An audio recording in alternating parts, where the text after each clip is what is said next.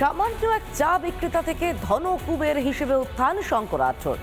সম্পত্তি বৃদ্ধিতে জুলুমবাজি, দাদাগিরির অভিযোগ যেমন উঠেছে শঙ্করাঢ্যর বিরুদ্ধে, তেমনই উঠেছে খুনের অভিযোগও।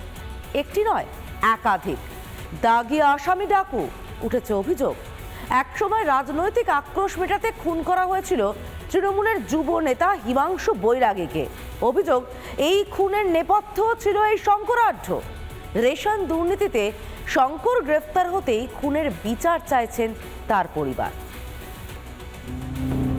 হিমাংশু বৈরাগী খুনের ঘটনায় বিচার চাইছেন তার পরিবার।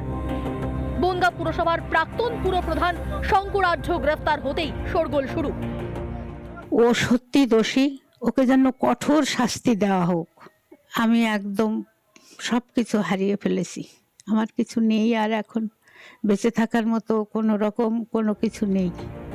2014 সালের 9 মার্চ সন্ধ্যায় বনগাঁর কুড়ার বাগান এলাকায় নিজের বাড়ির সামনের গলিতে খুন হয়েছিলেন তৃণমূলের ছাত্রনেতা হিমাংশু বৈরাগী ওরফে হিমু। অভিযোগ উঠেছিল শঙ্করাঢ্য ও আরও একাধিক তৃণমূল নেতার বিরুদ্ধে। শঙ্করাঢ্য, অভিজিৎ কাপুরিয়া, সন্দীপ দেবনাথ, অনুপ সাধু, অভিষেক হালদার, প্রশান্ত কুণ্ডু থেকে এই মার্ডারটা করে। হ্যাঁ, আমরা নিজেরাই দেখেছি সমস্ত, এবং আমরা কেসের সমস্ত বিচারকের কাছে সমস্ত সাক্ষী দিয়েছি। এই মামলায় প্রাক্তন পুরপ্রধান শঙ্করাঢ্য, কাউন্সিলর অভিজিৎ কাপুরিয়া সহ 5 জনের বিরুদ্ধে মামলা দায়ের হয়েছিল। মামলার বিচার আজও পায়নি বৈরাগী পরিবার।